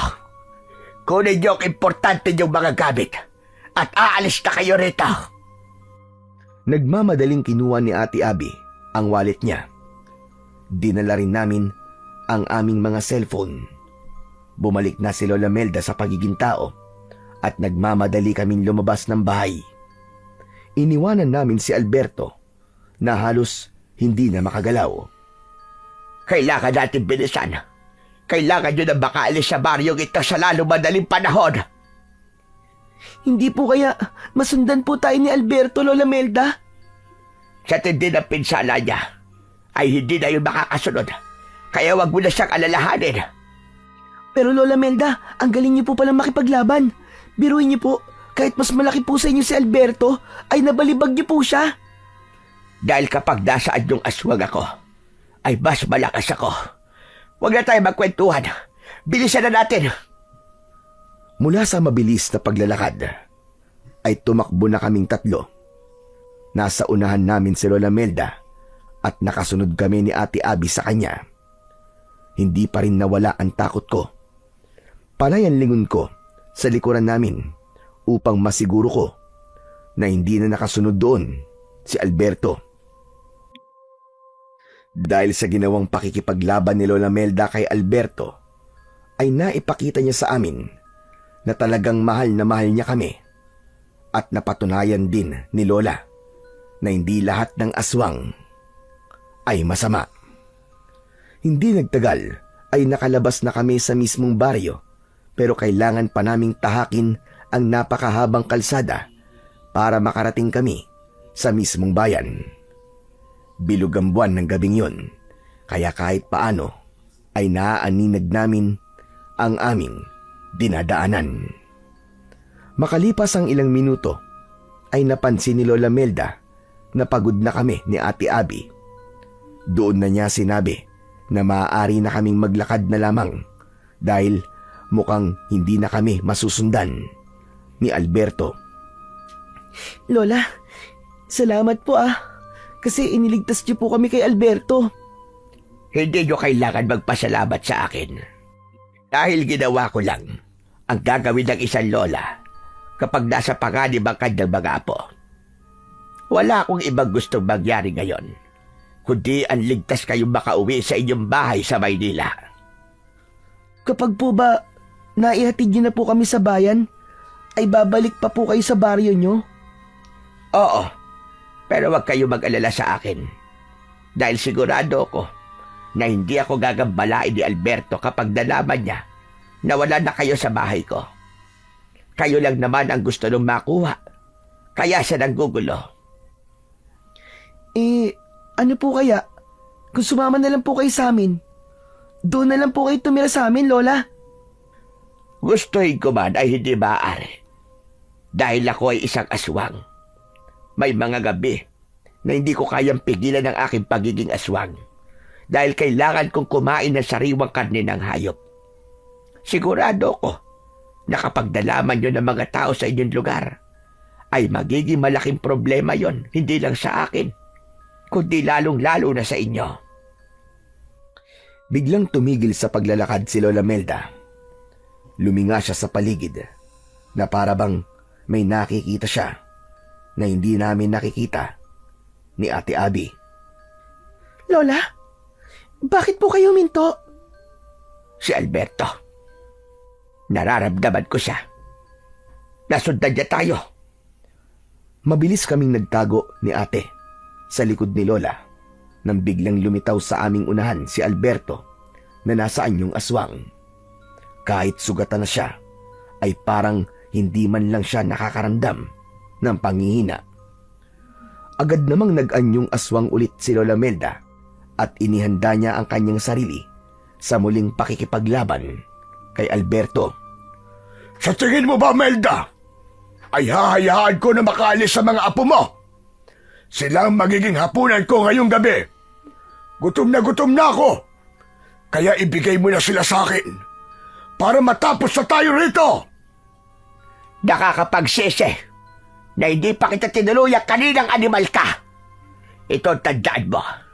Kailangan mo muna dumaan sa ibabaw ng aking bangkay bago mo makuha ang aking mga apo.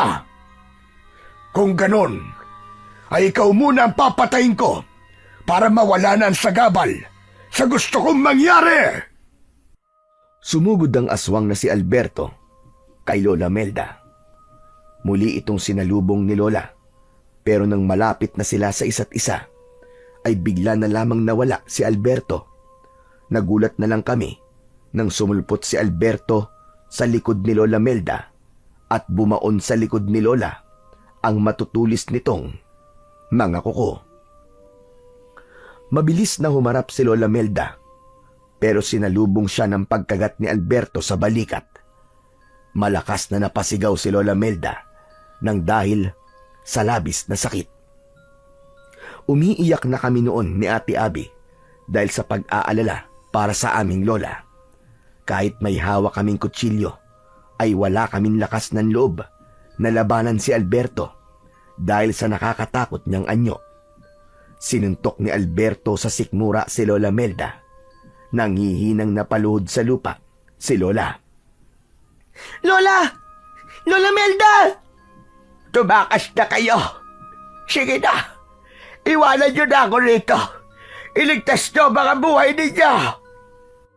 Biglang niyakap ni Lola Melda si Alberto at kinagat niya yun sa leeg.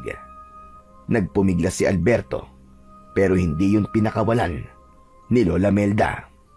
Umalis na kayo habang kaya ko pang pigilan ang hayop na ito. Sige na mga apo.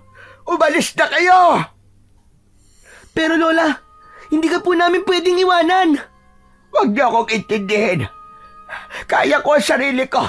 Bilisan niyo na. Umalis na kayo. Adrian, tara na. Sundin na lang natin ang sinasabi ni Lola.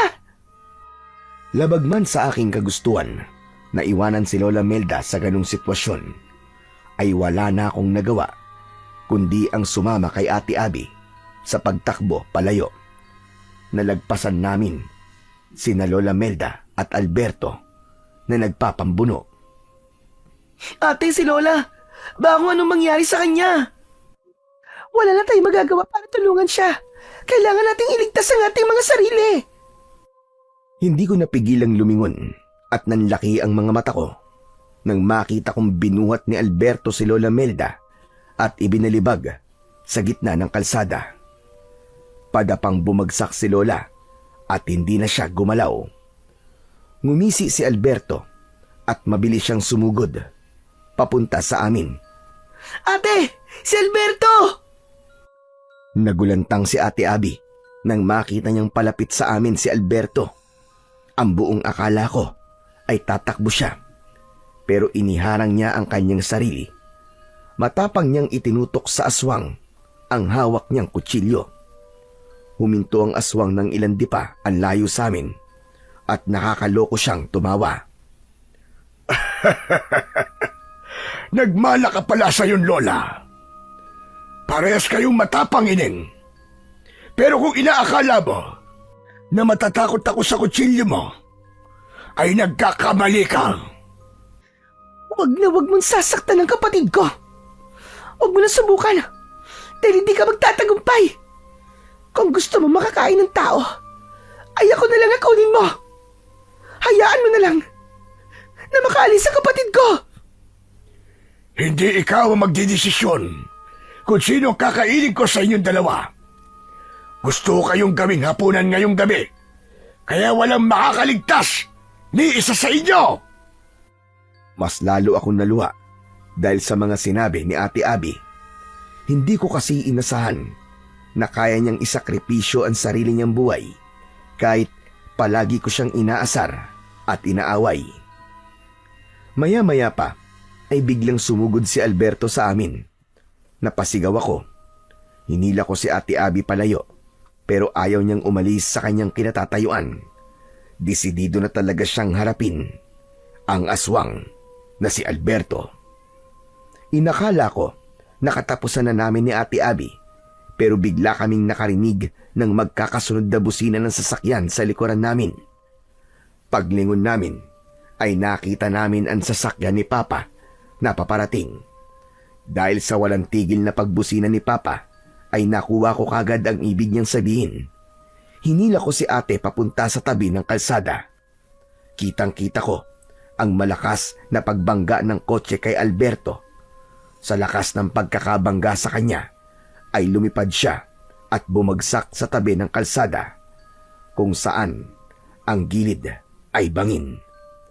Pero hindi pa rin namatay si Alberto. Tumayo pa rin siya at bakas ang labis na galit sa mukha niya. Muli namang pinaandar ni Papa ang kotse at binangga nito sa pangalawang pagkakataon si Alberto na naging dahilan para mahulog siya ng tuluyan sa malalim na bangin. Nang bumaba si Papa sa kotse ay masaya kaming lumapit ni ate sa kanya. Maigpit namin siyang niyakap. Papa! Buti na lang at dumating ka. Akala namin mamamatay na kami ni ate. Mabuti na lang at sinunod ko ang aking kutob. Mangyaring kahapon pa kasi ako kinakabahan, kaya naisipan kong puntahan na kayo sa bahay ng lola nyo. Hindi ko naman akalain na ganito ang sasalubong sa akin dito. Sino ba ang lalaking yun? At bakit ganun ang itsura niya? Papa, aswang po siya. Ang totoo po niyan ay tumakas po kami sa kanya kasama po si Lola Melda. Teka, si Lola, kailangan po natin siya madala sa ospital. Nagmamadali naming nilapitan si Lola Melda na nasa anyong tao na. Ngumiti siya sa amin sa kabila ng mga sugat niya.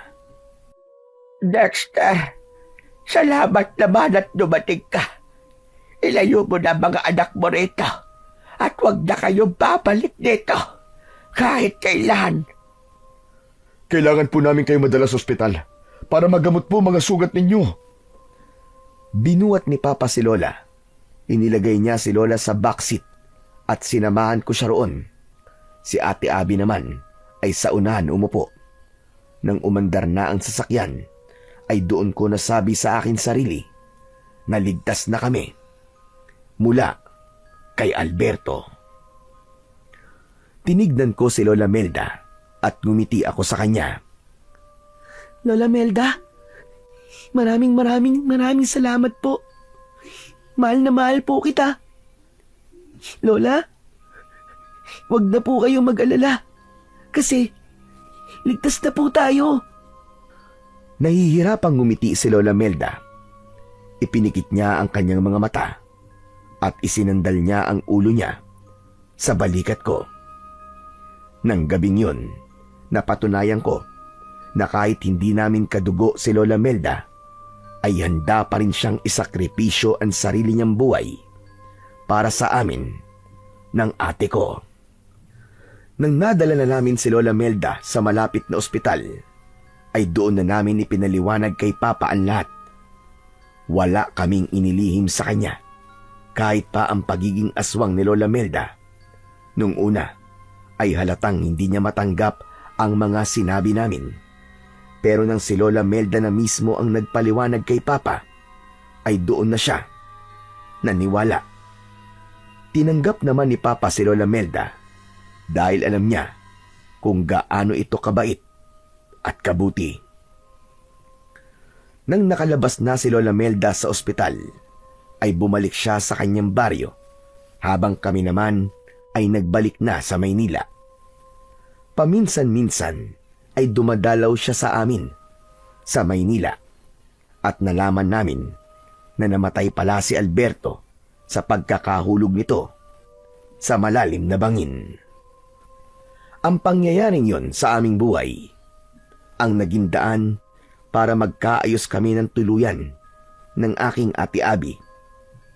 Napagtanto namin na sa huli ay kami pa rin ang magtutulungan. Doon ko naunawaan na kami lang ni Ate Abby ang tunay na magkakampi. At yun ang aral na hindi ko makakalimutan magpakailanman.